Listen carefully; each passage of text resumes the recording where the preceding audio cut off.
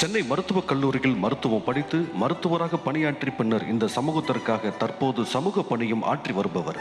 பாட்டாளி மக்கள் கட்சியின் தலைவராக இருப்பவர். மக்களவை உறுப்பினராகவும் மாநிலங்களவை உறுப்பினராகவும் 2 முறை தேர்ந்தெடுக்கப்பட்டவர். போதைப்பொருள் ஒழிப்பு, புகையிலை எதிர்ப்பு நடவடிக்கைகளை மத்திய சுகாதார மற்றும் குடும்ப நல அமைச்சராக இருந்தபோது மேற்கொண்டவர்.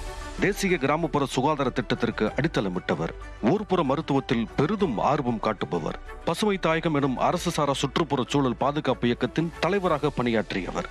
108 எனும் இலவச அவசர சிகிச்சை ஊர்தி சேவையை இந்தியாவிற்கு கொண்டு வந்தவர். சுகாதாரத்துறை அமைச்சராக இருந்தபோது இவருடைய முயற்சியால் போலியோவை இந்தியாவில் முற்றிலும் ஒழித்ததற்காக பன்னாட்டு ரோட்டரி சங்கத்தின் போலியோ ஒழிப்பு சாதனையாளர் விருது பெற்ற டாக்டர் ஆர் அன்புமணி அவர்களை ரோட்டரி மாவட்ட மாநாடு மகிழ்ச்சி 2.0 அரங்கத்தில் அறிமுகப்படுத்துவதில் பெருமை கொள்கிறோம். அனைவருக்கும் வணக்கம். மகிழ்ச்சி 2 இந்த இனிய நிகழ்ச்சியில் கலந்து கொள்வதில் எனக்கு மிக்க மகிழ்ச்சி. 2000 ஆண்டுகளுக்கு முன்பு நம்முடைய அவை பாட்டி பாடிய பாட்டு இது. வரப்புயர நீர் உயரும், நீர் உயர நெல் உயரும், நெல் உயர குடி உயரும், குடி உயர கோல் உயரும், கோல் உயர கோன் உயர்வான். அந்த காலத்தில் மன்னரை பார்த்து பாடின பாட்டு. அடிப்படையில் என்னென்னா நீர் மேலாண்மை பற்றி பாடினாங்க, அவ்வளோதான். அந்த காலத்தில் மன்னர்கள், இப்போ இருக்கிற மக்கள் ஆட்சி. நீர் மேலாண்மைனா வாட்டர் மேனேஜ்மெண்ட். அது ஒரே வார்த்தையில் ஒரு லைனில் சொல்லணும்னா 12 மாதத்தில் 1 மாதம் பெய்கின்ற மழையை சேமித்து அடுத்த 11 மாதத்திற்கு பயன்படுத்துவது தான் நீர் மேலாண்மை. ஆண்டிற்கு 12 மாதம். நமக்கு அந்த வெள்ளக்காரனுக்கு கிடைச்ச அந்த வின்டர், சம்மர், ஆட்டம், ஸ்ப்ரிங்லாம் நமக்கு இல்லை. நமக்கு இருக்கிறது பருவம், மான்சூன். 2 மான்சூன் தான் நமக்கு. தென்மேற்கு பருவம், வடகிழக்கு பருவம். அந்த 6 மாதம், மே மாதம் இறுதியில் தென்மேற்கு பருவம் வரும். அது ஒரு 3 மாதம் இருக்கும். அதன் பிறகு செப்டம்பர் இறுதியில் வடகிழக்கு பருவம், நார்த் ஈஸ்ட் மான்சூன். அது ஒரு 3 மாதம், கார்த்திகை மாதத்துக்குள்ளே முடிஞ்சிடும். அந்த காலத்தில் பருவம்னா மழை பெய்கிற நாள் மட்டும் 6 மாதம் பருவம். அதில் மழை பெய்கிற நாள் மட்டும் கிட்டத்தட்ட ஒரு 45லேருந்து 50 நாள் இருக்கும் மழை பெய்யும். ஆனால் இப்போது 30லேருந்து 35 நாள்லாம் மழை பெய்யுது. ஆனால் அப்பத்தை விட கூடுதலாக மழை பெய்யுது. இப்போ அதை எப்படி சேமிக்கணும், எப்படி மிச்சப்படுத்தணும்? நீங்கள்லாம் டெல்டாவிலேருந்து வந்திருக்கீங்க. காவேரி டெல்டா என்பது உலக புகழ்பெற்ற ஒரு டெல்டா. 1000 ஆண்டுகள் நமக்கு உணவளிக்கின்ற அந்த பொன்னான மண், அந்த டெல்டா மண். அதெல்லாம் தொட்டு கும்பிடணும் நம்ம. அப்படிப்பட்ட மண் நமக்கு என்ன, எனக்கு என்ன ஆசை, அந்த மண் இன்னும் அடுத்த 1000 ஆண்டுகள் நம் வருங்கால சந்ததியினருக்கு உணவளிக்கணும். அதற்கு என்ன செய்யணும்? அந்த மண்ணையும் மக்களையும் நீரையும் காப்பாற்றணும். அதனால் நமக்கு இயற்கை கொடுத்த மிகப்பெரிய வரம் என்னன்னா மேற்கு தொடர்ச்சி மலை. தமிழ்நாட்டில் உள்ள எல்லா ஆறுகளையும் நான் நடந்திருக்கிறேன். கிட்டத்தட்ட ஒரு 10 நடைபயணத்தை நான் மேற்கொண்டிருக்கிறேன். பாலாத்திலிருந்து, காவேரி ஆற்றுலேருந்து, வைகை ஆறு, தாமிரபரணி ஆறு, இல்லைருந்து அத்தனை ஆறுகளையும் நான் நடந்திருக்கிறேன். எங்கே தொடக்கம், எங்கே முடிவு, கடல் எங்கே கலக்குதுன்னு. இந்த ஆறுகள் எல்லாமே நம்முடைய வெஸ்டர்ன் காட்ஸ்லேருந்து வருது, மேற்கு தொடர்ச்சி மலை. நமக்கு பெரிய வரம்னா தென்னிந்தியாவில் மேற்கு தொடர்ச்சி மலை இல்லை என்றால் நம்ம வாழ முடியாத ஒரு சூழல் வந்திருக்கும். We wouldn't have survived if not for the Western Ghats. ஏன்னா வெஸ்டர்ன் காட்ஸ் எங்கே இருந்து தெரியுமா? மகாராஷ்டிராவில் தொடங்கி கன்னியாகுமரி வரைக்கும் வருது வெஸ்டர்ன் காட்ஸ். அதில் பெய்கிற மழை தான் ஆறுகளாக வருது. இந்தியாவிலே 2வது பெரிய ஆறு கோதாவரி, அதுவும் வெஸ்டர்ன் காட்ஸ்லேருந்து தொடங்குது. அது மகாராஷ்டிரா, பிறகு ஆந்திரா, தெலுங்கானா. அடுத்தது பெரிய ஆறு கிருஷ்ணா, அதுவும் வெஸ்டர்ன் காட்ஸ்லேருந்து தொடங்குது. அதுவும் மகாராஷ்டிராலேருந்து கர்நாடகா வழியாக வந்து ஆந்திரா, தெலுங்கானா. அடுத்து 3வது பெரிய ஆறு காவேரி. அது கர்நாடகாவில் கொடுகு பகுதியில் தொடங்கி கிட்டத்தட்ட 800 கிலோமீட்டர் டிராவல் பண்ணி பூம்புகாரில், ஆனால் வர வழியில் எங்கெங்கெங்கேயோ கிளைகள்லாம் வருது. அதில் நமக்கு பவானி ஆறு அதில் சேருது, அமராவதி ஆறு சேருது, நொய்யல் ஆறு சேருது. அதன் பிறகு திருச்சிக்கு முன்னாடி 2ஆ பிரியுது, கொள்ளிடம் ஆறுன்னு பிரியுது, காவேரி ஆறா பிரியுது. ஸ்ரீரங்கம் ஒரு தீவு, ஆற்றில் உள்ள ஒரு தீவு அது. அதன் பிறகு மறுபடியும் கல்லணையில் சேருது. ஒன்று கல்லணைனா அந்த ஆறு 5ஆ பிரியுது. அதன் பிறகு கிட்டத்தட்ட 36 கிளைகளாக பிரிஞ்சு உங்களுக்கு வருது. டெல்டாவில் வந்து உங்களுக்கு தண்ணி கிடைச்சி அதில் நமக்கு சோறு கிடைக்குது, உணவு கிடைக்குது அதில். அதனால் இதெல்லாம் என்ன செய்யணும்? ஏன் இதெல்லாம் நான் சொல்கிறேன்னா, இப்போ இருக்கிற பிள்ளைங்களுக்கு தெரியல ஆற்றினுடைய முக்கியத்துவம், தண்ணீருடைய முக்கியத்துவம், நீர் மேலாண்மையோட முக்கியத்துவம். என்னை பொறுத்த வரைக்கும் the most important thing and administrator should do today is water management.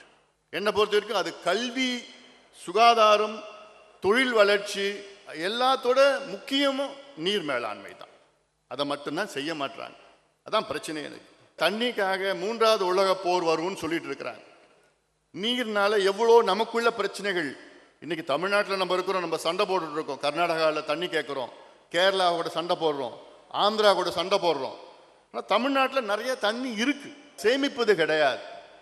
மன்னர்கள் ஆட்சியில் நமக்கு கிட்டத்தட்ட 42,000 ஏரிகளை விட்டாங்க. இன்னைக்கு 15,000 ஏரிகள் காணும், 27,000 ஏரிகள் தான் இருக்கு. ஏரிகள்னா பெரிய பெரிய ஏரிகள். சமீபத்தில் நான் அரியலூர் மாவட்டம் போயிருந்தேன். அரியலூரில் சோழர் அரியலூர் பாசன திட்டம். அதில் என்னென்னா, நான் தமிழ்நாட்டில் ஒரு 38 மாவட்டம் இருக்குது. அந்த 38 மாவட்டத்தில் அனைத்து மாவட்டங்களும் நான் போயிருக்கிறேன். ஆனால் அரியலூரில் இருக்கிற ஏரிகள் போன்றவர் எந்த மாவட்டத்திலையும் நான் பார்க்கல. பெரிய பெரிய ஏரிகள். சுக்கிரன் ஏரின்னு அது ஒரு 1100 ஏக்கர், அவ்வளோ பெரிய ஏரி இருக்குதா இல்லை. சித்தமல்லி ஏரின்னு ஒரு 900 ஏக்கர் இருக்குதா இல்லை. சேரன்மாதேவி ஏரின்னு இருக்குது, அதில் 1200 ஏக்கர். கரிவெட்டி ஏரின்னு இருக்குது, அதில் 1100 ஏக்கர். உங்களுக்கெல்லாம் தெரிஞ்ச ஏரி பொன்னேரி, சோழகங்கம் ஏரி. அப்போ இந்த பொன்னேரி அந்த காலத்தில் கட்டினப்போ 27 கிலோமீட்டர் நீளம் அந்த ஏரி, 27 கிலோமீட்டர் நீளம், 5 கிலோமீட்டர் அகலம். ஆனால் இன்னைக்கு அந்த பொன்னேரி 5 கிலோமீட்டர் தான் இருக்கு. 27 கிலோமீட்டர் இருந்த பொன்னேரி இன்னைக்கு வெறும் 5 கிலோமீட்டர் தான். அதில் தண்ணி கிடையாது. இந்த ஏரிகள் எப்படி சோழர்கள் அந்த காலத்தில் வெட்டினாங்க, கட்டினாங்கன்னா எல்லாமே கொள்ளிடம் ஆற்றிலிருந்து 8 கிலோமீட்டர், 6 கிலோமீட்டர், 9 கிலோமீட்டர், 10 கிலோமீட்டர், அவ்வளோதான். இந்த ஏரிகளுக்கு கொள்ளிடம் ஆற்றிலிருந்து தண்ணி அப்படி போய் ஏரிகளை நிரம்பி அந்த தண்ணி எல்லாம் வடிஞ்சு வீராண ஏரி வரைக்கும் போகும். பியூட்டிஃபுல் சிஸ்டம் ஆஃப் இரிகேஷன் சோழர்கள் நமக்கு கொடுத்துட்டு போனாங்க, நமக்கு கிடைச்ச வரோம். ஆனால் இன்னைக்கு அதை தொலைச்சிட்டு நிற்கிறோம். இப்படி ஒவ்வொரு மாவட்டத்திலையும் ஒவ்வொரு ஊர்லேயும் நம்முடைய ஆறுகள் இயற்கை கொடுத்தது. நம்ம அந்த காலத்தில் வெட்டினாங்க, ஆறு புதுசாக உருவாக்குனாங்க, எவ்வளோ இருக்கு அதில். வைகை ஆறு மதுரையில் போயிட்டு இருக்கு. நான் அது ஆறான்னு நான் சொல்றதில்லை. இப்போ வைகை சாக்கடையாக மாறிடுச்சு. ரொம்ப மோசமாயிடுச்சு. கழிவுகள் எல்லாமே, திடக்கழிவுகள், ரசாயன கழிவுகள் எல்லாமே அங்கே வைகையில் போயிடுச்சு. கள்ளழகர் ஆற்றுல இறங்குறப்போ லட்சக்கணக்கான மக்கள் எதில் இறங்குறாங்க தெரியுமா? கிருமி, வைரஸ், பாக்டீரியா, அதுதான் எனக்கு தோணுது. எனக்கு அப்போ அவ்வளோ சாக்கடை, அவ்வளோ அழுக்கான தண்ணி அது. ஆனால் வைகை ஆறுனா எப்படிப்பட்ட ஆறு அது? அந்த காலத்தில் வரலாறு, சங்கத்தமிழிலிருந்து வரலாற்றில் எவ்வளோ இருக்குது வைகையை பற்றி. வைகை இங்கே மேற்கு தொடர்ச்சி மலையில், மேகமலை, வெள்ளிமலையில் தொடங்குது. அங்கே இருக்கிற தண்ணியெல்லாம் வருது. இன்னொரு பக்கம் முல்லை பெரியாறுலேருந்து வர முச்ச தண்ணிலாம் ரெண்டுமே வைகை அணையில் போய் சேருது. அங்கேருந்து வைகை ஆறு வருது. முன்னாடி ஒரு 100 ஆண்டுகளுக்கு முன்பு வைகை ஆற்றுல ஆண்டுதோறும் வெள்ளம் போகும். இப்போ இந்த 100 ஆண்டுகளாக தண்ணி வரத்து கிடையாது, வெள்ளம் போகிறது கிடையாது. என்ன காரணம்னு பார்த்தா, இந்த மேகமலை, வெள்ளிமலையில் ஃபாரஸ்ட் ஏரியா, அதில் 1.5 லட்சம் ஏக்கரை அதில் அழித்து டீ எஸ்டேட் கொண்டு வந்தாங்க. டீ எஸ்டேட் கொண்டு வந்தாலும் அன்னையிலேருந்து வைகையில் தண்ணி கிடையாது. அப்போது என்னென்ன செய்யணும்? நம்ம தாமிரபரணி ஆறு, தமிழ்நாட்டில் கிட்டத்தட்ட 33 பெரிய ஆறுகள் இருக்குது. அதில் ஒரே ஒரு ஆறு வற்றாத ஜீவநதி தாமிரபரணி. தாமிரம், காப்பர் கலந்தது தாமிரபரணி. ஆனால் இன்னைக்கு அங்கே போனால் அவ்வளோ மோசமாக, அவ்வளோ அங்கே பாபநாசம் இருக்குது. பாபநாசத்தில் தொடங்கி புன்னக்காயல்னு வருது, அங்கே கடலில் கலக்குது அது. அந்த பாபநாசத்தில் போய் பார்த்தா சடங்குலாம் பண்ணுவாங்க. அங்கே ஒவ்வொரு ஆண்டும் பார்த்தா 100 டன் துணி அந்த ஆற்றுல விட்டுருவாங்க. ஒவ்வொரு பார்ட் ஆஃப் த ரிவர், அதெல்லாம் பெரியநேல் ரிவர் அவ்வளோ நல்ல சுவையாக இருக்கும் தண்ணி. எங்கே நான் எல்லாத்தையும் நான் நடந்து பார்த்துட்டேன். ஒவ்வொரு பகுதியிலையும் நான் நடந்து பார்த்து, நான் கண்ணால் பார்த்தது தான் நான் சொல்கிறேன். நான் ராமநாதபுரம் ஆர்எஸ் மங்கல ஏரியில் போய் வைகை ஆறு போய் முடியுது. இந்த வழியில் எல்லாத்தையும் நான் நடந்து பார்த்துட்டேன். காவேரியில் பில்லிகுண்டிலேருந்து பூமனா வரைக்கும் நான் நடந்து பார்த்துட்டேன். நான் நடந்து துண்டு பிரசுரம்லாம் கொடுத்து இந்த காவேரியை காப்பாற்றணும், பாதுகாக்கணும் எல்லாம் பண்ணியிருக்கேன். பாலாத்துலேயும் நான் பண்ணியிருக்கிறேன், எல்லாத்துலேயும் இது மாதிரி பண்ணியிருக்கேன். ஏன்னா நன்னீர், உலகத்தில் நன்னீர் எவ்வளோ இருக்குன்னா, அதாவது 70 விழுக்காடு உலகம் உருண்டையில் 70 விழுக்காடு நீர் இருக்கு, 30 விழுக்காடு தான் நிலம் இருக்கு. அந்த 70 விழுக்காடு நீர்ல 97.5 விழுக்காடு வந்து உப்பு நீர், வெறும் 2.5 விழுக்காடு தான் நன்னீர் இருக்கு. அந்த 2.5 விழுக்காடு நன்னீர்ல 1 விழுக்காடு வந்து பார்த்தீங்கன்னா ஆர்டிக் அண்டார்டிகாவில் ஐஸ் கேப்ஸில் இருக்கு. மீதி இருக்கிற 1.5 விழுக்காடு தான் இருக்கு. மீதி 1.5 விழுக்காட்டில் கிட்டத்தட்ட ஒரு 0.6% பார்த்தீங்கன்னா கிளேசியர்ஸ், மவுண்டன் டாப்ஸில் எல்லாம் இருக்குது. மீதி இருக்கிற 0.8% தான் நமக்கு ஏரி, குளம், ஆறு அப்படி தான் வருது. 0.8% of the fresh water in the world இதுதான். அப்போ இதை நம்ம பாதுகாக்கலைன்னா நம்ம வருங்காலம் கேள்விக்குறியா மாறிடும். தமிழ்நாட்டில் தண்ணி இருக்கு, மழை இருக்கு, போதுமானது இருக்கு. 30 ஆண்டுகளுக்கு முன்பு தமிழ்நாட்டினுடைய சராசரி மழை பார்த்தீங்கன்னா 900 மில்லிமீட்டர், 90 சென்டிமீட்டர்ஸ். இன்னைக்கு 95 சென்டிமீட்டர்ஸ் ஆவரேஜ் ரெயின்ஃபால் தமிழ்நாட்டில், 95 சென்டிமீட்டர்ஸ். ஆனால் அது எல்லாம் எங்கே போகுது? கடலுக்கு போயிட்டு இருக்குது. இப்போ முன்னாடியோட இப்போ கிளைமேட் சேஞ்ச், குளோபல் வார்மிங், நான் சொல்லியிருக்கேன்ல 45 நாள் அப்போ பெஞ்ச மழை இப்போ கூடுதலாக மழை பெய்யுது, 30 நாளில் பெய்யுது. 30 நாளில் பார்த்தா கிளவுட் பர்ஸ்ட், ஒரு வருஷம் மழை ஒரே நாளில் பெய்யுது. காயல்பட்டினம்னு தூத்துக்குடி பக்கத்தில் 2003 டிசம்பர் மாதம் 95 சென்டிமீட்டர் மழை ஒரு நாளில் பெஞ்சது. தமிழ்நாட்டில் பெய்ய வேண்டாம், ஒரு வருஷம் பெய்கிற மழை ஒரு நாளில் பெய்யுது. அந்த தண்ணியை சேமிக்க முடியுமா? பாதுகாக்க முடியுமா? ஒன்றும் கிடையாது. அவிலாஞ்சின்னு ஊட்டி பக்கத்தில் 2018 19 911 மில்லிமீட்டர், 91 சென்டிமீட்டர்ஸ் ஒரு நாளில் பெய்யுது மழை.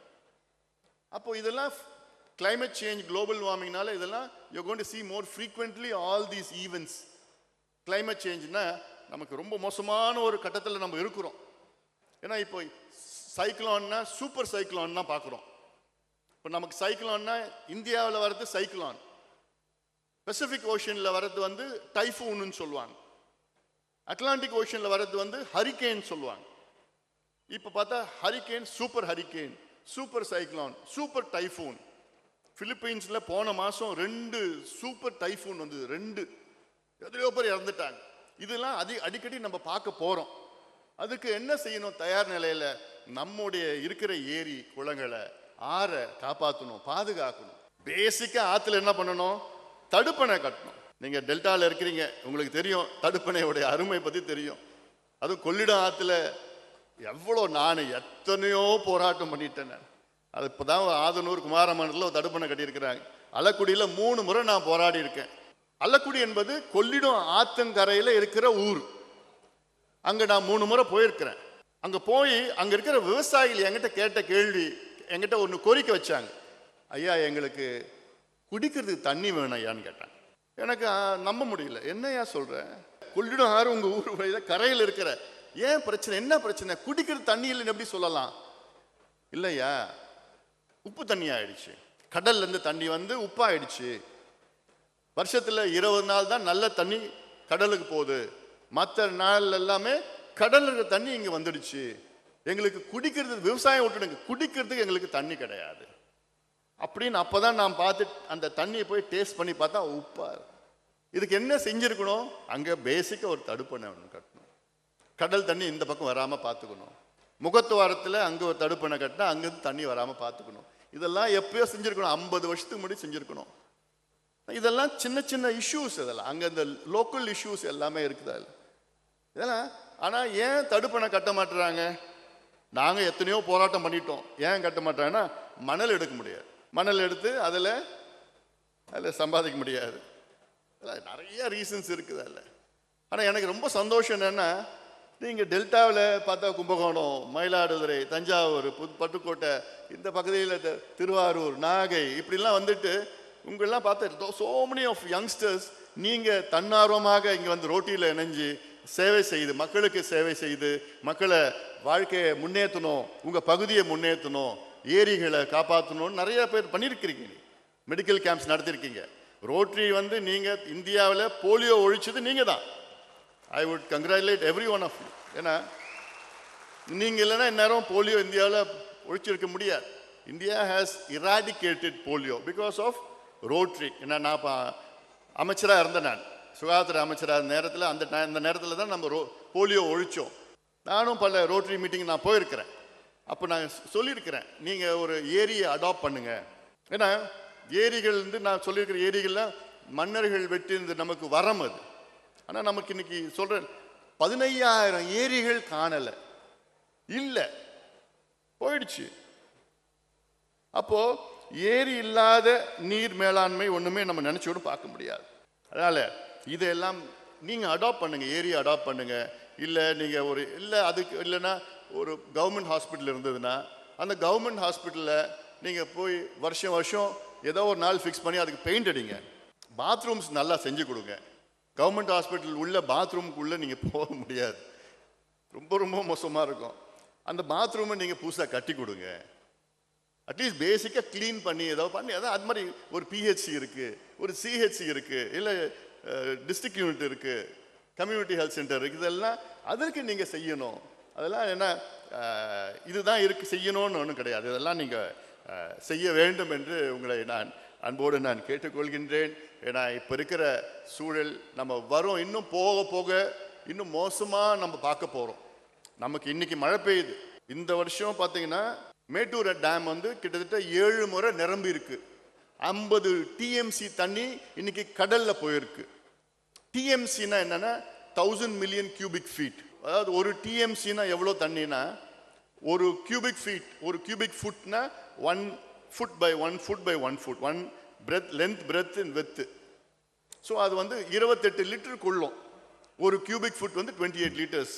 ஸோ 1000 மில்லியன் கியூபிக் ஃபீட்னா கிட்டத்தட்ட 2800 crore லிட்டர் வாட்டர். நம்ம பெரிய பெரிய அளவில் தண்ணி டிஎம்சியில் தான் நம்ம பேசுவோம். சேலம் டவுனில் ஒரு வருஷம் முழுவதும் அவங்களுக்கு தேவையான தண்ணி எவ்வளோன்னா 1 டிஎம்சி தான். ஒரு வருஷம் முழுவதும் சென்னை சிட்டி மக்களுக்கு தேவையான தண்ணி 15 டிஎம்சி. ஒரு வருஷம் முழுவதும் அவங்க குடிக்கிற தண்ணி 15 டிஎம்சி. ஆனால் வருஷம் வருஷம் காவேரியில் மட்டும் கடலில் போகிற தண்ணி 50 டிஎம்சி, 70 டிஎம்சி, 100 டிஎம்சி. போன வருஷம் 500 டிஎம்சி போச்சு, கடலுக்கு போகுது. அந்த தண்ணியை நம்ம என்ன செஞ்சிருக்கணும்? அது டைவர்ட் பண்ணி காவேரி குண்டார் திட்டம்னு ஒன்று இருக்கு. கரூர் பகுதியில் இந்த மயனூர்னு ஒன்று இருக்கு. அங்கே இருக்கிற தடுப்பணை கட்டி அங்கே இருக்கிற தண்ணி காவா மூலமாக எடுத்து விருதுநகர் மாவட்டத்தில் குண்டார்னு ஒன்று இருக்கு. அந்த குண்டாரில் இணைக்கிற திட்டம். முதல் ஸ்டேஜ் புதுக்கோட்டையில் வட வெள்ளார், அந்த வெள்ளாரில் இணைக்கிறது. அதன் பிறகு அங்கேருந்து வைகையில் இணைக்கிறது. வைகைனா ராமநாதபுரம் வைகையில், மதுரை வைகையில், ராமநாதபுரம் வைகையில் இணைச்சி வைகையிலேருந்து அங்கேருந்து குண்டாரில் இணைக்கிற திட்டம். 8 டிஎம்சி தண்ணி, கடலில் போகிற தண்ணி இந்த பக்கம் திருப்பி விட்டுட்டா கிட்டத்தட்ட ஒரு 40 லட்சம் 50 லட்சம் மக்கள் பயன்பெறுவார்கள். இதுதான் வேணும் இன்னைக்கு. இதில் தான் முதலீடு செய்யணும், இதில் தான் காசு போடணும். ஆனால் அதை பற்றி யாருக்கும் கவலை கிடையாது. அப்போ எவ்வளோ தண்ணி நம்ம வேஸ்ட் பண்ணிட்டு இருக்கிறோம். ஆனால் நம்ம புத்திசாலிங்க, கடலில் தண்ணியை விட்டுட்டு அப்புறமா கடல்லேருந்து தண்ணி எடுப்போம். சென்னையில் கடலில் தண்ணி விட்டுடுவோம், ஆனால் அதுக்கப்புறம் கடல்லேருந்து தண்ணி எடுப்போம். அதுக்கு 30,000 கோடி செலவு பண்ணுவோம். Desalination plant. டீசாலினேஷன் பிளான்ட் எங்கே போடுவாங்க? துபாய், சவுதி, டெசர்ட் ஏரியாவில் தான் அங்கே டீசாலினேஷன். ஏன்னா அங்கே மழை கிடையாது.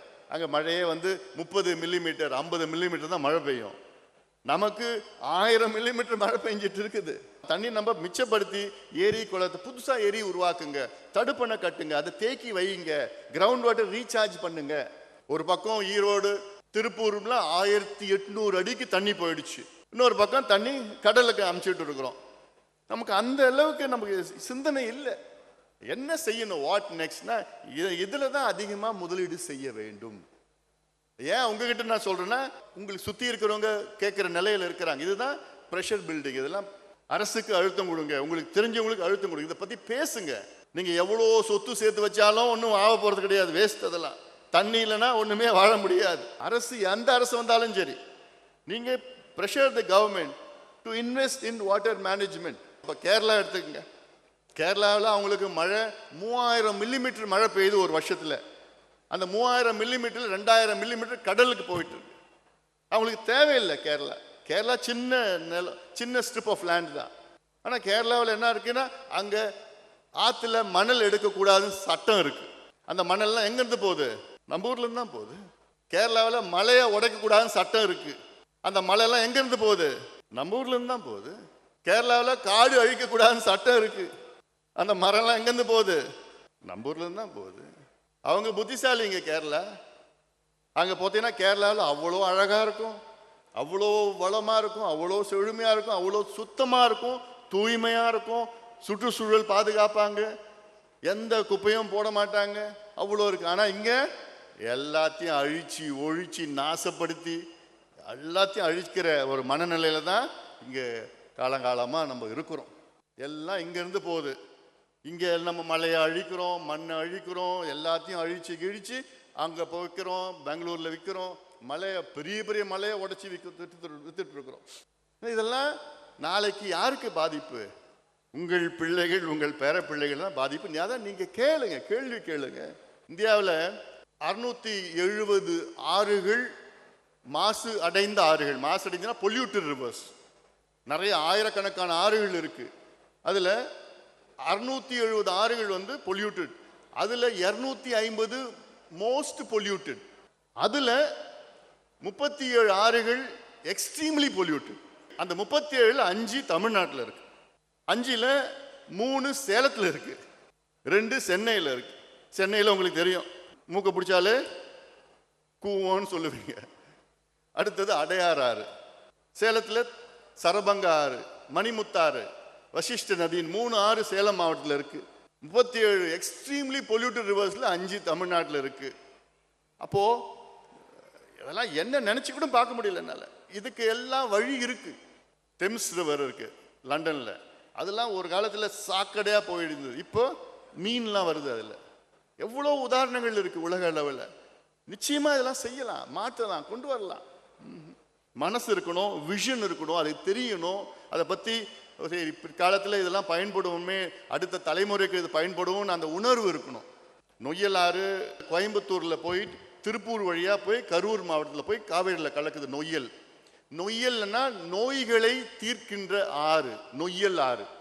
விளையங்கிரி மலைன்னு இருக்கு கோயம்புத்தூர் பகுதியில், அது வந்து கைலாச மலைன்னு சொல்லுவாங்க, தென் கைலாய மலைன்னு சொல்லுவாங்க. அப்படிப்பட்ட மலையில் எல்லாம் அவ்வளோ மூலிகை நிறைந்த மலையிலேருந்து வர தண்ணி தான் நொய்யல் ஆறுக்கு வர தண்ணி, நொய்யல் ஆறு. ஆனால் என்ன பண்ணிட்டாங்க, அந்த காலத்தில் கோயம்புத்தூர் நகரத்தினுடைய வளர்ச்சி, மான்செஸ்டர் ஆஃப் சவுத் இந்தியான்னு சொல்லுவோம், நிறைய அந்த மில், அந்த ஸ்பின்னிங் மில்லாம் போட்டப்போ வெள்ளக்காரங்காலத்தில் என்ன பண்ணிட்டாங்க, அந்த வெள்ளங்கிரி மலையில் இருக்கிற மரங்கள் எல்லாம் வெட்டி வெட்டி வெட்டி அதில் நிலக்கரியை பயன்படுத்தி அதை எரித்து கரண்ட்டு ப்ரொடியூஸ் பண்ணாங்க கோயம்புத்தூர் இண்டஸ்ட்ரீஸ்க்கு. ஸோ அப்போ அந்த வெள்ளங்கிரி மலையில் இருக்க மரம் எல்லாம் காணாமல் போயிடுச்சு. மரம் காணாமல் போன உடனே பிறகு தண்ணியும் குறைஞ்சி போச்சு. தண்ணி இப்போ கொஞ்சம் வர தண்ணி அது கோயம்புத்தூர் வந்த உடனே சாக்கடையாக மாறிடுச்சு. அதுக்கப்புறம் ஈரோடு போது, திருப்பூர் போய் இன்னும் சாக்கடையாக அதிகமாகிடுச்சு. அங்கே ஒரு தடுப்பணை ஒன்று இருக்குது. அங்கே தடுப்பணையில் அப்படியே பச்சையாக இருக்கும், தடுப்பணையில் வர தண்ணி தேங்கி நிற்கிற தண்ணி. இதெல்லாம் நான் நேரடி போய் பார்த்துருக்கிறேன், அதனால தான் நான் சொல்லிட்டு இருக்கிறேன். இதெல்லாம் சரி செய்யலாம், நிச்சயமாக இதெல்லாம் சரி செய்கின்ற ஒரு சூழல் இருக்கும். ஆனால் அதற்கு மனசு இருக்கணும். இதெல்லாம் நேரடி பார்த்து இதையெல்லாம் செய்ய வேண்டும் என்ற எண்ணம் எங்களுக்கெல்லாம் இருக்குது. அதுக்கு ஒரு வாய்ப்பு நிச்சயமாக வரும். திருவண்ணாமலை மாவட்டத்தில் நந்தன் கால்வாய் திட்டம்னு ஒன்று இருக்குது. அது ஒரு சின்ன திட்டம் தான். நந்தன் கால்வாய் திட்டம்னா அங்கே இருக்கிற ஒரு வரட்டாறு, காற்றாறு, அது சீசனில் ஏதோ மழை பெஞ்சுன்னா அந்த தண்ணி வரும். அது வந்து அங்கே இருக்கிற ஒரு 22 ஏரிகளில் அந்த தண்ணியை திருப்பி விடணும் அந்த திட்டம். இதில் எனக்கு 3 வயசாக இருந்த நேரத்தில் அப்போ அறிவிச்சாங்க, இந்த திட்டத்தை அறிவிச்சாங்க. இப்போ எனக்கு 57 வயசு ஆகுது, இன்னும் அந்த திட்டம் நிறைவேறலை. அமைச்சர் வேறு சொன்னார், இப்போ அன்புமணிக்கு 3 வயசு அப்போ நாங்களாம் அறிவிச்சோம் அந்த திட்டம்னு நான் சொன்னார். அதான் நான் கேட்டேன், 3 வயசு அப்போ அறிவிச்சிங்களே, இன்னுமாயா பண்ணிட்டு இருக்கீங்க? இது சாதாரண ஒரு திட்டம், அது ஒரு கெனால் வழியாக அந்த தண்ணியை ஏரிக்கு திருப்பி விடுற திட்டம். இப்படி ஒவ்வொரு மாவட்டத்திலையும் அப்படி திட்டங்கள் இருக்கு, நிறைய திட்டங்கள் இருக்கு. ஆனால் அதில் கவனம் இல்லை. ஏன்னா இப்போ பிரச்சனை என்னன்னா, அதுக்கு அதை புரிந்து கொள்ள அளவுக்கு நிர்வாகத்திற்கு அதுக்கு தன்மை இல்லை. கர்நாடகாவில் அப்பர் கிருஷ்ணா இரிகேஷன் ஸ்கீம் 70,000 கோடி ரூபாய் ஒதுக்கீடு பண்ணியிருக்காங்க ஒரு ப்ராஜெக்டுக்கு. 70,000 கோடி. அதில் என்னன்னா 6 லட்சம் ஏக்கர் கூடுதலாக பாசனம், விவசாயம், உணவு உற்பத்தி. நினைச்சு பாருங்க, குடிநீர் பிரச்சனை மட்டும் இல்லை, உணவு உற்பத்தி. அதனால தொழில் வளம் பெறும், பொருளாதாரம் முன்னேறும், விவசாயிகள் எல்லாம் மகிழ்ச்சியா இருப்பாங்க. இதுதான் வேணும். போலாவரம் திட்டம்னு ஒன்று இருக்குது, ஆந்திராவில் இருக்குது, போலாவரம் திட்டம். ஒரு நாளைக்கு 2 TMC தண்ணியை பம்ப் பண்ணி அது இரிகேஷன் கொண்டு போகிறாங்க. குஜராத்தில் பிரைம் மினிஸ்டர் மோடி அப்போ சீஃப் மினிஸ்டராக இருந்தார். அப்போ அவர் 10 லட்சம் ஏக்கர் அங்கே இருக்கிற விவசாயம் பயன்பெறுகின்ற திட்டம் அது திட்டத்தை கொண்டு வந்தார், கொண்டு போயிருக்காங்க. இப்போ மற்ற மாநிலங்கள்லாம் இதில் தான் அதிகமாக பணம் போடுறாங்க. ஆனால் இங்கே நம்ம ஊரில் அதை பற்றி ஒன்றுமே, அது என்னன்னு கூட அதுக்கு தெரியல, அது ஒரு முக்கியத்துவம் தெரியல. அதோடைய அதுதான் எனக்கு it's very very disheartening for me that in spite of we having such wonderful resources, 5 நிகள் உள்ள மாநிலம் தமிழ்நாடு, அவ்வளோ இருக்குது நம்மக்கிட்ட இருக்குது. ஆனாலும் அதை நம்ம சேமிக்கலை, அது பயன்படுத்தலை, அது பாதுகாக்கலைன்னா ஒன்றுமே பண்ண முடியாது. கூவமாறு இன்னைக்கு சென்னையில் கூவமாறு இருக்குது, 72 கிலோமீட்டர் கூவமாறு. கூவம்னு திருவள்ளூரில் கூவம்னு ஒரு கிராமத்துலேருந்து வர்றது அந்த ஆறு. இன்னைக்கு 72 கிலோமீட்டரில் 50 கிலோமீட்டரில் இன்னைக்கு கூவம் ஆற்றுல தண்ணியை குடிக்கலாம். கடைசி இருக்கிற 22 கிலோமீட்டரில் தான் எப்போ சென்னைக்கு வெளில வருது அப்போ சாக்கடையாக மாறுது. அது நிச்சயமாக மாற்றுறதுக்கு பண்ணலாம். இப்படி தான் ஒவ்வொரு ஆறும் அப்படி தான் இருக்குது, மாறிட்டு இருக்குது, சாக்கடையாக மாறிட்டு இருக்கு. நீங்களும் அமைதியாக தான் இருக்கிறீங்க. சத்தம் போடுங்க, கேள்வி கேளுங்க, அழுத்தம் கொடுங்க, உங்கள் கோபத்தை வெளிப்படுத்துங்க. அது நாங்கள் தான் பண்ணணும்னு ஒன்றும் கிடையாது. நீங்கள் எப்போ பண்ணுறீங்களோ அன்னைக்கு தான் அதிகமாக கேட்கும். நாங்கள் பண்ணோன்னா அவன் அரசியல் பண்ணுறான்டா, அவன் அப்படி தான், வேலை இல்லை, அப்படி தான் சொல்லுவாங்க. நீங்கள் என்னைக்கு சொல்கிறீங்களோ, நீங்கள் எப்போ பண்ண ஆரம்பிக்கிறீங்களோ அப்போ தான் உண்மையிலேயும் போய் அங்கே போய் கேட்கும். ஐயோ, உங்களை பார்த்து தான் பயப்படுவாங்க, தவிர எங்களை பார்த்தெல்லாம் கிடையாது. நம்ம தமிழ்நாட்டில் நம்ம கொஞ்சம் வேற ஒரு மாற்றங்கள்லாம் கொண்டு வந்து நம்முடைய இயற்கை வளம், our natural resources, we should protect our natural resources, and for that I kindly request the Rotarians to make some noise, put some pressure, and in your own way ஒரு பதிவாக போடுங்க, ஒரு கட்டுரை எழுதுங்க, பேசுங்க, உங்களுக்குள்ளே நீங்கள் ஒரு ஆலோசனை கூட்டம் நடத்துங்க. சின்ன சின்ன வகையில் நீங்கள் கொஞ்சம் பண்ணிட்டு, ஏன்னா this is something which is I feel one of the most important things, like for our future generations to come, and we all have a responsibility towards that. We all have a responsibility. நீங்கள் காவேரியில் இருக்கீங்க, எங்களுக்கு பிரச்சனை இல்லைன்னு நீங்கள் நினச்சிக்காதீங்க, உங்களுக்கும் பிரச்சனை தான். ஏன்னா காவேரியில் அந்த காலத்தில் 3 போகம், குறுவை, சம்பா, தாளடி, 3 போகம் விளைஞ்சது. இன்னைக்கு 1 போகம் தான். அதுவும் நிச்சயம் கிடையாது. சம்பா மட்டும்தான் ஏதோ தப்பிச்சிருக்குது, அவ்வளோதான். குறுவையில் நிறைய வருஷத்துல தண்ணி கிடையாது, காஞ்சி போயிடும். அப்புறம் திடீர்னு பார்த்தா வெள்ளம் வரும், அந்த குறுவை போயிடும். இப்போ இந்த வருஷம் 2 லட்சம் ஏக்கர் குறுவை பயிர் போயிடுச்சு, 1.5 லட்சம் ஏக்கர் சம்பா பயிர், இளம் பயிர் போயிடுச்சு, திருப்பி மட்டும் நட்டு இருக்கிறாங்க. தாளடின்னு மறந்துட்டோம், தாளடி இப்போ இல்லை. அப்போ என்ன காரணம்னா, இப்போ இதெல்லாம் நம்ம காவேரியில் வர தண்ணியை மிச்சப்படுத்தி தடுப்பணை கட்டி அதில் இன்னும் கொஞ்சம் வாய்க்கால்லாம் போட்டு இந்த மாதிரி ஸ்கீம்ஸ்லாம் எவ்வளோ ஸ்கீம்ஸ் இருக்குது.